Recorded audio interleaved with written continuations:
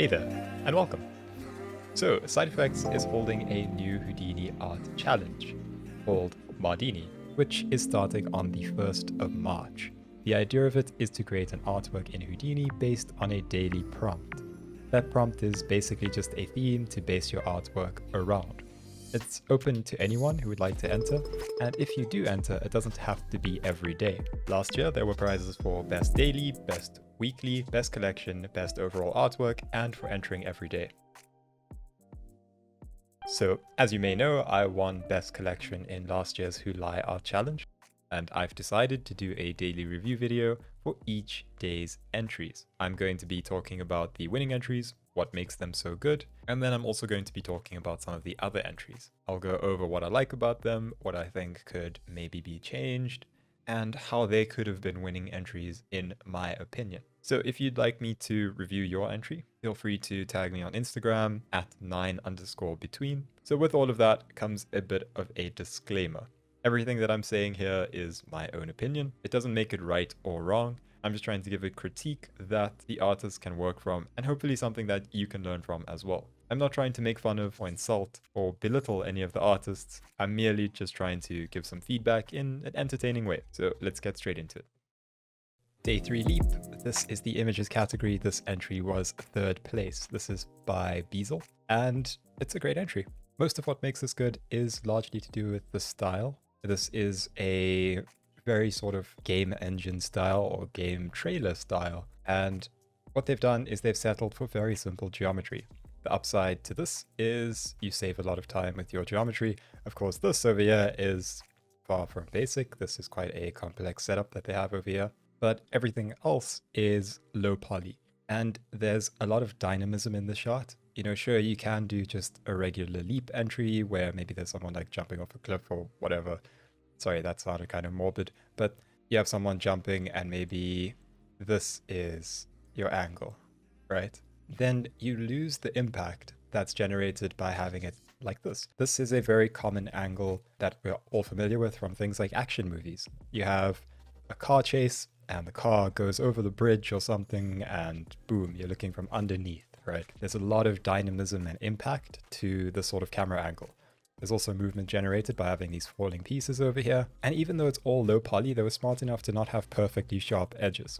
As far as I can tell, there is still some sort of bevel to all of the edges. Like you can see over here that there's a slight curve, like the slightest of curves towards the tip of the trees, just to make it softer. And so yeah, the style is interesting and they did a great job faking dynamism. It is still. So nice entry from Beazle.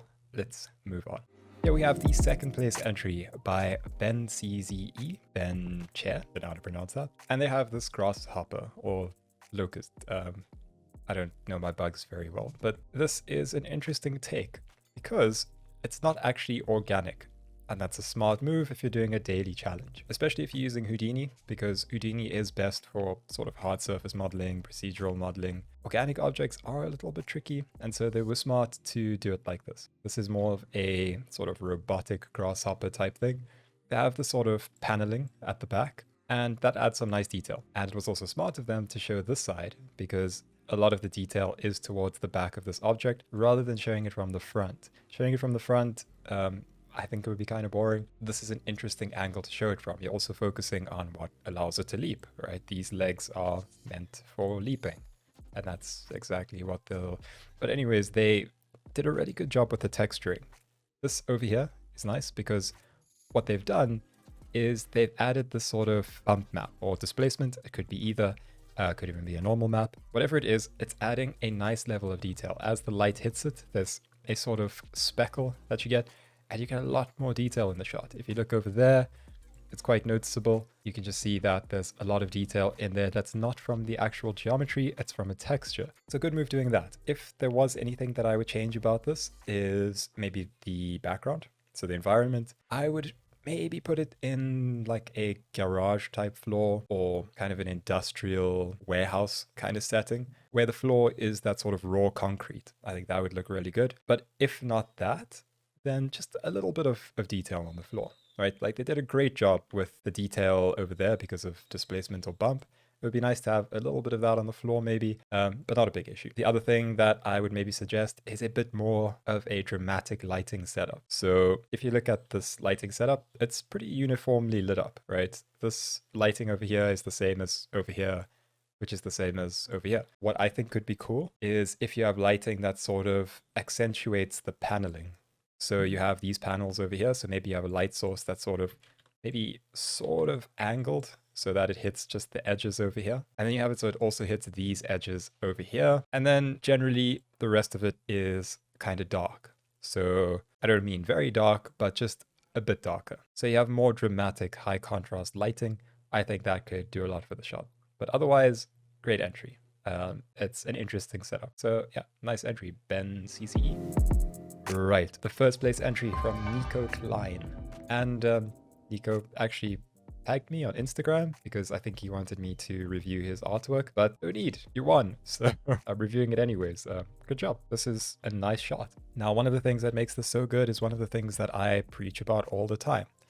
Edge lighting, the sort of rim light. It adds so much to the shot. This is also something that kind of takes us back to day one with the glass falling over and spilling the water out onto the floor. There was this sort of edge lighting, right? With transmission, it's great. You end up hitting just the edges and getting the general form and shape of the object. As for the actual modeling, you did a great job. I understand that sort of organic modeling, and just as I spoke about in the last entry, is tricky. It's tricky to do sort of organic modeling in Houdini. That's not exactly what it shines at doing, but you made it work. And there's a lot of dynamism in the shot. You've succeeded in creating that dynamism by ensuring that there's this sort of linear movement this way, but also by making sure that the actual frog looks like it's mid-leap, right? It has its head tilted up, one leg back, one leg out. And this is just a well set up piece of geometry. You get the idea of movement without there being movement. And this is, once again, a sort of archetypal or typical render, because we've seen these types of shots, right? You've seen it in maybe National Geographic. They have a picture of the frog jumping across the water or something. And this is similar. It gives you that same idea. Once again, the only thing I can say about this to maybe make it a bit better is to include some subsurface scattering. I'm not sure if you might have over here, but the other thing is the environment. So the environment is the main thing that I think this could be improved with. I think just a very slight gradient in the background, very blurred out, nothing, no real form. But the reason I say this is because in photography and in general imagery, pitch black is basically non-existent. There's never really a time where you have pitch black. Everything is just slightly off black. And when you have something like this, it makes it feel like it's kind of in a void. What you potentially want is for it to feel more like it's part of a scene. And to do that, you can just add a very basic gradient in the background. So a very dark gray, maybe even like circles of dark gray that are super blurred out. And I mean very subtle, so almost black, just to add a little bit of depth to the background. Either that or like a reflection. I think a reflection at the bottom could be cool, so it's like leaping across the water and you can sort of maybe, see the reflection over here. I think that could be cool as well, but, I'm nitpicking. This is a brilliant entry. So well done, Nico Klein. Love the entry. Keep it up. This is the third place entry in the animation category, and it is by Smooth is Fast. And so let's take a look at what we have.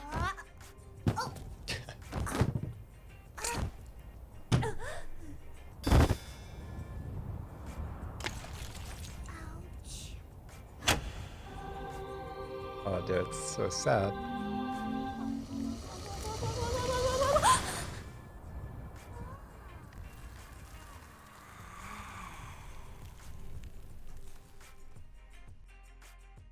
And it goes again. Okay, cool. Let me just say that firstly. Yeah, so let's go through a couple of things. Firstly, simple color palette. That's always nice. This approach is great. So something that I encourage you to do is focus on a mood, a feeling that you want to get across. We generally remember things better if it's attached to an emotion, whether that emotion is generated from shock or horror or comedy, right? Humor. It helps you in remembering it. And that makes a memorable entry, and it makes this a bit more of a memorable entry. And so I think the way that this shines is in its unique approach. it's a completely unique idea. Like the idea of the cloud falling from the sky, not as rain, but as this thing, and then hitting the ground, turning to liquid, and then you have this sort of stovetop thing, and this is, you know, the afterlife, but then it gets a second chance at life. It gets put under this sort of heating plate, turns into mist. There's a lot of dynamics that go into this, and at the end, I was actually so surprised, because the rest of it, the dynamics are fairly low resolution, but this over here, this is really high. Like, this is good quality smoke simulation. Not this, but this one, right? That's really good quality smoke simulation. And so, yeah, the thing that makes this nice is how light and fun it is. And it's unique, right? Of course, the render's not perfect. There's a lot of things that could be done to improve the render. The dynamics are fairly low resolution, but there's a lot going on. So I can't fault any of that because they did a lot in the time. Like, this is some nice sort of vellum, I'm assuming, and looks good. It's interesting and it's fun. So cool entry. This is the second place entry from Demagelhace Hugo. Pretty hectic name, so, you know, sorry if I said it wrong. Let's take a look at what we have. Awesome. So, a couple of things that make this so good. Firstly, we have, obviously, the leap. But leaping like that would be boring if not for the extra elements. One thing that I think is nice is the camera move. So the camera starts by pointing down, sort of. But as the jump happens, it starts looking up, right? Like it's expecting the jump. And the camera move accentuates the jump. So the jump has more impact, and then it sort of collapses under the camera.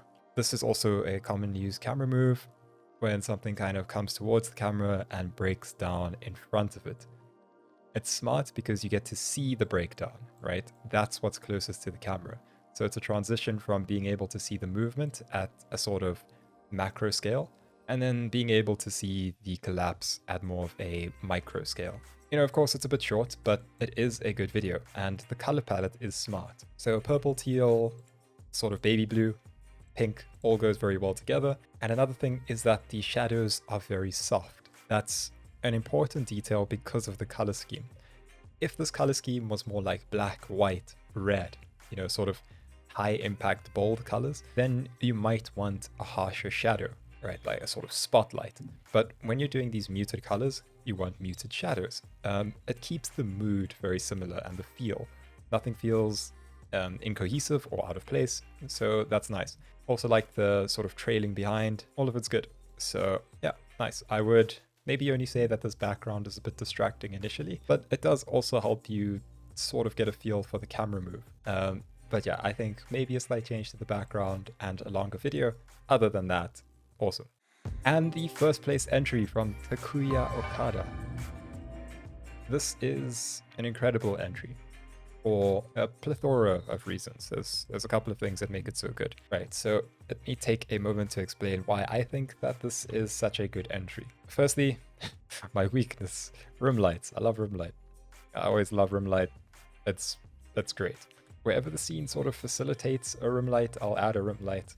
I think that is great. What it does is it focuses on form. This is an important distinction to make. If the scene was well lit, you'd begin to notice that the geometry is maybe untextured or whatever it may be. By focusing on a dark scene with this room light, you're taking the attention away from the geometry and from the textures. You're focusing on the outline, the shape, the form, and the motion. So by doing this, you're cutting out the unnecessary, right? You're cutting out all of this geometry, and all you're doing is focusing on the movement. And what this allows is for you to really get a feel for the motion. Another thing that I really like, and this goes back to the entry with the frog from Nico, there's at least a bit of an environment to this, right? So the background is pitch black, but it's not in a void. There's sort of this illuminated area right here, and this is super simple to add. You just run a displacement over a grid and you've got yourself a nice floor. But this does something else. Apart from giving it an environment, it gives you a sense of speed because of parallax, right? This thing's moving very quickly in the foreground, and so you get an idea of how much distance this is covering, and it gives it a sort of ominous, creepy feel. Kind of like the zombies or vampires, whatever they were from I Am Legend, right? You're getting this feel of this thing is violent in its movement. It covers a lot of ground, This is moving very fast past it. And of course, the thing that makes this so good is actually the motion. That's the topic, and that's what they succeeded with. This animation is brilliant. The sort of bent inwards like this, the offset of the arms, bringing both legs in and then pushing up forward. The pause at the top, because it's now covering ground, it's in its most aerodynamic state, comes back down. It's a realistic movement, right? It feels very organic and real. It's brilliant. It's a wonderful, wonderful entry. Yeah, I have nothing bad to say about this one. I think it's amazing. So yeah, Takuya Okada. Wonderful. Time for Mardini review. Straight into the forums. Let's see. First entry. Yeah, psych. You thought I forgot? Nope. I always give my man Robert McGee a thumbs up. Right. First entry by Furuya Takumi. I mentioned one of their entries yesterday, I think it was. So let's take a look at this one. Nice. Oh, wait. I spoke about synonyms. There was even a comment. Right here. I got you. Synonyms for excellent. Very good. Superb. Outstanding. Do you know what? I need more. Yes. This will do nicely. Well, I'm keeping this up for the rest of the video. Let's go. So this dolphin entry is splendid. It's a splendid entry. So a couple of things about this entry. But firstly, let me talk about what makes it good. So this dolphin, very simple geometry. Smart choice, not too difficult to make. A bit of a fluid simulation and a single grid with some ocean spectrum. What I want to show you is an image of an actual dolphin or whale or whatever it may be breaching the surface. So this is really good reference for what Furuya Takumi did. As you can see, this dolphin is silhouetted. Much like in that Leap first place entry, you're sort of hiding any sort of detail. So you can make a very simple dolphin geometry. You can even just take a curve and like trace a dolphin and then just convert it to a piece of geometry. It's quite a simple thing to do. You could just use like a polyfill. That can give you a piece of geometry that you can use as a silhouette. As for the actual ocean, if we compare this that we have over here, the waves are a bit small and there's not much variation. Ocean Spectrum does have the tools available to have variation in wave heights and like sort of areas of no waves, all of that. You could apply all sorts of noises. As for the sky, I think you could take an image, just a very simple image of like some clouds. You can even make it in Photoshop and then just put it in the background and blur it a bit. What that will give you is that sort of background detail. So this is a good entry, but I think that with a few adjustments, it could be a superb entry. Could be a superb entry. This man's a genius. I have so much respect for this. You could do this for literally every day. You could do no leaping, no escape, no crashing, no jumping, no stones, no crawling, no walking. Every single day. So this is from Kim Watts, a man with a neck made of iron to hold up his massive brain. And I'm not even being sarcastic. It's pretty funny. Like it's a great idea. This entry is one of my favorites for a couple of reasons. So it does what I kind of wanted in that frog entry. This very slight gradient in the background. But that's not why I think it's such a brilliant entry. I think what makes it so good, once again, nice lighting. The sort of light that just catches the edges. It's got good motion to it, and there's a lot of detail in it, right? Like this sort of fractured geometry. And I like the feel. It's dramatic. It's impactful. The black on black is a nice touch because black on black is tricky to get right, and you have to rely on lighting and texturing to get it right. So a few minor things that I would maybe consider with this one is adding a little bit of surface detail so that the light that hits this is a little bit less uniform. So add a slight bump to this. It can just be a slight bump and a slight roughness. That's maybe like a grunge map, right? So no particular texture, it's just kind of grungy. Maybe add a bit of detail to the fracture points. So you also have little pieces that are maybe fractured as well. I'd also say maybe darken the sort of front face. So what we're seeing over here could be a little bit darker. There's a lot of environment light that it's picking up, and it is from an HDRI, I assume, because I'm seeing little bits of light over here, these yellow or gold spots. But overall, it's brilliant. This is, in my opinion, close to being a winning entry. I think with a few minor adjustments, it would be awesome.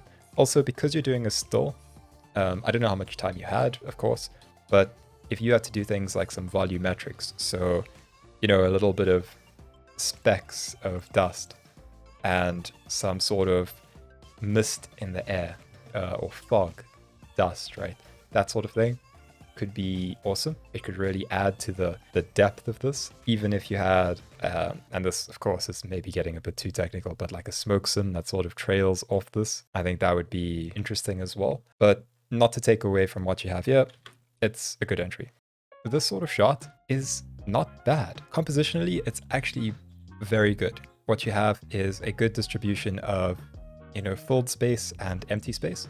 And there's also this sort of composition where your focus is here, but there's enough detail in the background and over here to sort of look around for a while. And so conceptually, I like this, and compositionally, I like this. But if I could give some advice to the person who made this, it would be to improve the quality of the geometry in very simple ways. This over here, you can see the faceting on the edges. Fix that simply by doing a subdivide, right? You just subdivide the geometry, you have a sort of smoother window frame type thing. Another thing I would suggest is beveling on these edges and beveling on this red cap on the front. That would sort of give a lip and the light would catch on it and it would just look a bit better. In terms of materials, I think that instead of going for the sort of gray, maybe go for white and go for a very comical, fun look.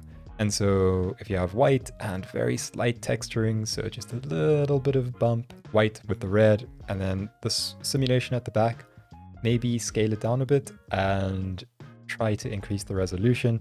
I know it's tricky, but there are a lot of settings in the actual volume rendering sort of shader. And so you can get more detail even in a low resolution simulation like this. You can use things like noise and that to bake a level of detail in your simulation. And then I think, you know, if this background was like blurred out and all of that, you'd have a sick entry. You just put a giant sphere in the background, noise pattern where you have some green areas, some blue areas, it looks like Earth, and then you put it out of focus on this, maybe do a very shallow depth of field, so it looks like a tiny little rocket, and you could have a very fun comical entry. So compositionally and conceptually, interesting entry. And this one was from Mokka. So I just want to quickly go over this one because this is from Zed. I reviewed one of their entries 2 days ago. You know, usually I wouldn't keep revisiting the same person's entries because I kind of want to give as many people as I can a review, but I quickly want to go over this because this is probably the best work that I've seen so far from Zed. Awesome entry. This over here, where you're not sure what those are in the distance, although that is definitely Blender, that's Maya, pretty sure it's Cinema 4D. And then you have this that leaps forward and it's Houdini, right? I think it's cool. I think the only reason that this one didn't really feature was maybe because of copyright.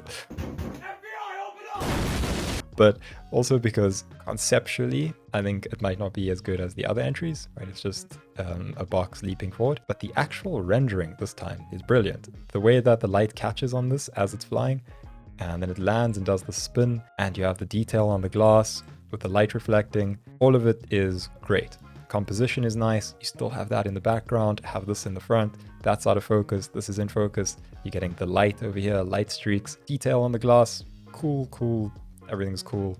So yeah, this entry is, let's see, scrummy, yummy, yum, yum. Yeah, that's what this entry is.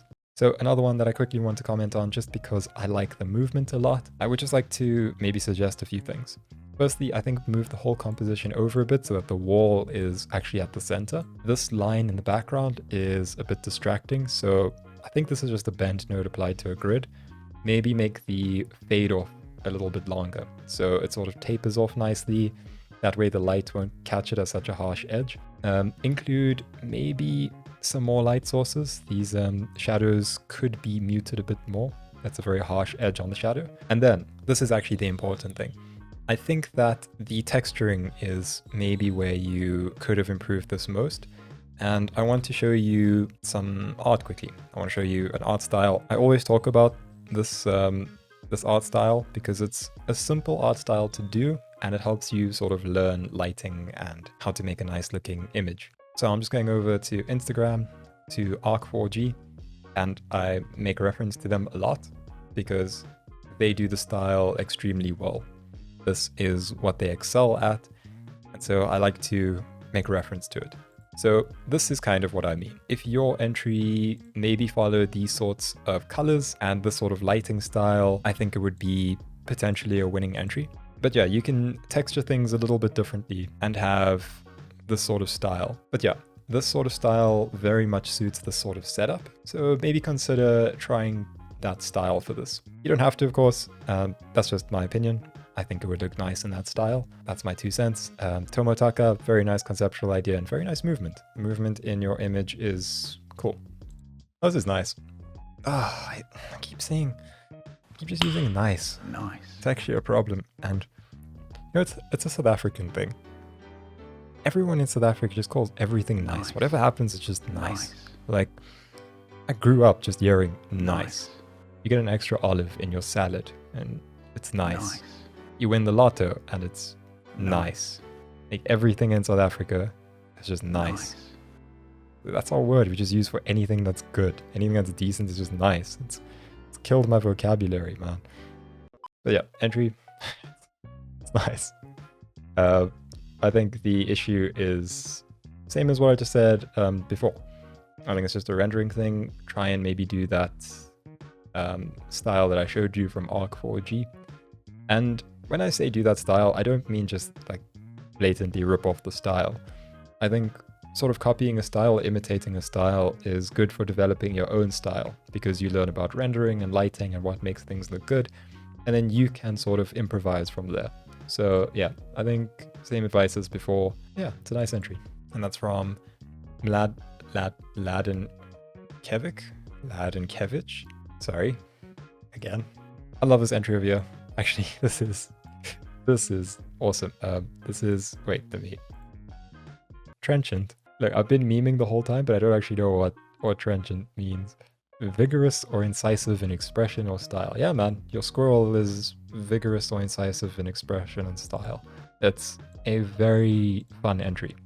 This is such a cute squirrel, even. It's very basic modeling, but it's cute. Like, it's got character. So one thing, the movement is great. I love how his arms like move about. Like, everything about this is nice. It's just that the texturing and rendering kind of let it down. Compositionally, maybe it's also, there's some room for improvement. There's a lot of this empty space at the top. I think maybe this could be moved up to like over here. And then you could even have it so it slightly moves down over time. But that's not the major concern that I would really have with this. I think there was maybe too much attempted in a single entry because there's fur simulation, there's vellum, and there's the modeling that was done. And all of that has to look good dynamically as well as having this animation.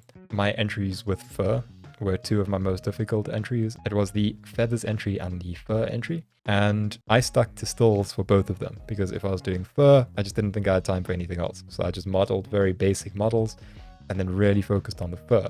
In your case, you had so much going on. Maybe I'd suggest like removing the fur and having the squirrel more as like a cartoon character type thing. I don't know. I don't actually know, but I just think that maybe this entry was trying to do too much because it's awesome.